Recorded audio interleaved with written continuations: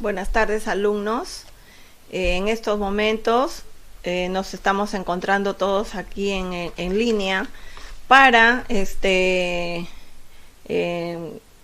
desarrollar el curso de religión, el tema 3, ¿no? Todos tienen su separata en físico.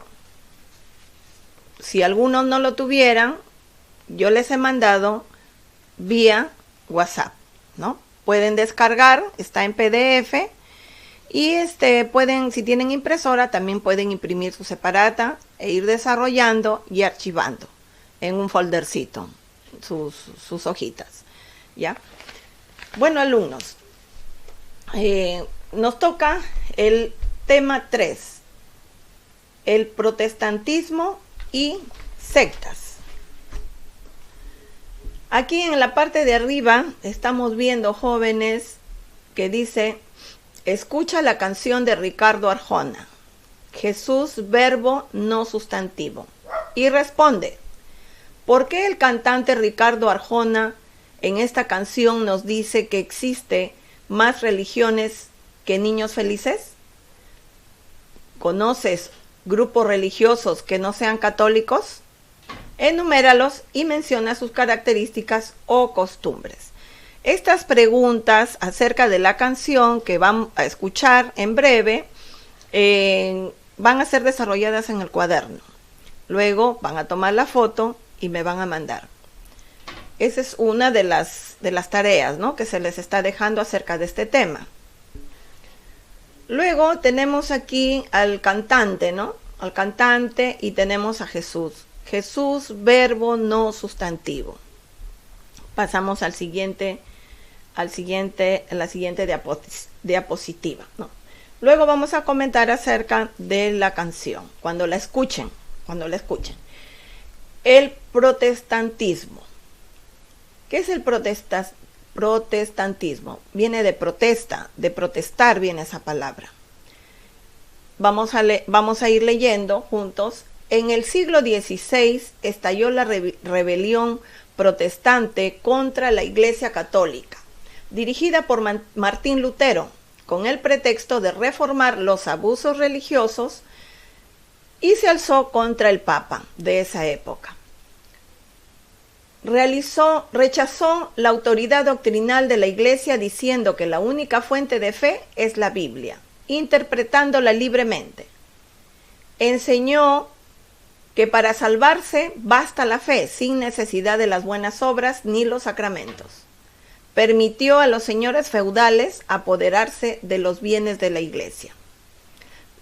Primeramente, que los señores feudales eran señores de la nobleza, que siempre ellos estaban a la orden de los reyes de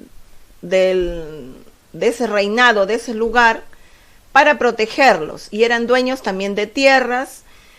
A cambio los reyes les daban tierras y esclavos. Entonces entre ellos se ayudaban. ¿Por qué? Porque estos señores feudales tenían ejércitos, y los reyes necesitaban de esos ejércitos porque habían grupos bárbaros, ¿no?, que entraban a las tierras ajenas, se apoderaban y mataban y hacían atrocidades. Entonces estos soldados eran los soldados de los señores feudales.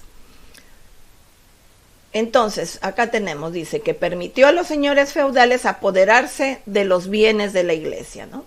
El protestantismo. Ahora, ¿quién fue el Martín Lutero? Aquí tenemos una foto de Martín Lutero, que fue el padre del protestantismo. Martín Lutero nació en Alemania el 10 de noviembre de 1483 y murió el 18 de febrero de 1546. Fue un teólogo, o sea, estudió religión, estudió la teología. Teo viene de Dios, es una palabra que tiene que ver con la religión. Y fue un fraile católico agustino, o sea, él fue católico. Primero fue católico. Y fue un señor que fue un religioso ferviente y obediente a la palabra de Dios, y en cuyas enseñanzas se inspiraron la Reforma Protestante y la doctrina teológica y cultural denominada luteranismo. El 31 de octubre de 1517, un monje llamado Martín Lutero, con iniciativa y convicción, clavó en la puerta de la iglesia en Wittenberg, Alemania, él era alemán, un documento que habría de activar la llama del fuego que se propagó por toda Europa, la conocida como Reforma Protestante. Ese documento histórico eran las 95 tesis que denunciaba y condenaban las indulgencias. ¿Qué eran las indulgencias? Durante el Bajo Medioevo, los fieles con familiares fallecidos comenzaron a pagar con dinero por estas indulgencias para ayudar a sus seres queridos a salir lo antes posible del purgatorio y alcanzar una mejor vida. Con todo esto, la Iglesia se enriqueció mucho, utilizando las riquezas obtenidas para financiar la construcción de catedrales y monasterios. La venta de indulgencias fue lo que llevó a la posterior ruptura de la Iglesia y, en definitiva, llevó a la Iglesia a jugar con la fe y el miedo que sentían la población de no ir al cielo si no pagaban las indulgencias en la vida terrenal.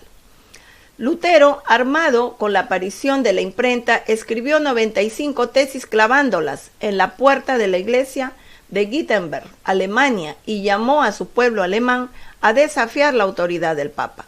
Lutero tomó un paso decisivo poniendo la palabra de Dios en las manos del pueblo. Calvino propagó el protestantismo en Suiza. Actualmente hay indulgencia parcial e indulgencia plenaria, o sea, las indulgencias siguen, ¿no? Siguen, las indulgencias son, por ejemplo, ahora, ¿cómo son las indulgencias? Las indulgencias son las oraciones. Es, por ejemplo, cuando nos sentamos a leer la Biblia. Leer media hora todos los días la Biblia es ganarse el cielo, ¿no? Es ganarse esas indulgencias. Rezar por las almas de nuestros fallecidos, oraciones para las almitas, también son indulgencias que nos van a ayudar a nosotros el día que ya partamos de este mundo, ¿no? Nos van a ayudar a ir rumbo al camino de Dios, al cielo. Hay indulgencias que son las parciales y hay indulgencias plenarias, ¿no? En el caso del siglo XVI, las indulgencias se pagaban. Entonces ellos iban, la gente iba y decía, voy a pagar indulgencias, y antes existían las monedas de oro, ¿no? De oro puro, ¿no? O oro, plata, y con eso la gente pagaba, ¿no? Pero esas indulgencias podían ser, accedían a los que tenían dinero. El que no tenía dinero no podía pagar esas indulgencias. Entonces ahí venía el temor, el miedo, ¿no? De la gente a pensar que si no pagaban las indulgencias, era como pagar por los pecados cometidos, ¿no? Por ejemplo, si algún pecado hubieran tenido, robar o de repente mentir, entonces ellos tenían que pagar con dinero a la iglesia para que sus pecados sean perdonados. Era lo que antiguamente en el siglo XV, XVI, o sea, en los años 1500, 1600, la iglesia católica de esa manera era como psicológicamente hacía de que las personas tengan miedo de irse al infierno, ¿no? Si pagaban, si sonaba, si echaban el dinero, entonces ahí en la caja donde ellos recibían, entonces quería decir que Dios les perdonaba sus pecados ya, porque ya pagaron su indulgencia con dinero. Incluso también pagaban de sus muertos que habían cometido pecado, también les pagaban las indulgencias según lo que ellos en esas épocas los gobiernos religiosos católicos decían, ¿no? Y ordenaban. Actualmente eso ya no existe, ¿no? Pero existe otro tipo de indulgencias, como ya les mencioné, ¿no? Por ejemplo, actualmente hay indulgencia parcial o indulgencia plenaria. Por ejemplo, al rezar el rosario se puede alcanzar la indulgencia parcial, y si además se reza en familia, se puede ganar la indulgencia plenaria. Solo se obtienen indulgencias para uno mismo y los difuntos, no para terceros, porque ellos están en proceso de poder rectificar su vida si es que han cometido pecado mortal o pecado venial. ¿Qué será el pecado mortal? El pecado mortal es cuando, por ejemplo, se mata, se roba o se calumnia a alguna persona. Si calumniamos a una persona, le estamos ocasionando algún daño, algún perjuicio personal, entonces es un pecado mortal. Por eso no se calumnia, no se miente, porque estaríamos cometiendo pecado ante Dios. Y el venial son los pecadillos, ¿no? Los pecadillos blancos, como se dice, ¿no? A veces alguna mentirilla blanca, como le dicen, ¿no? Que no son, pero de todas maneras, esas cosas, tampoco se debe hacer, ¿no? Pero no es tan considerado como el pecado mortal, ¿no? Que es fuerte, ¿no?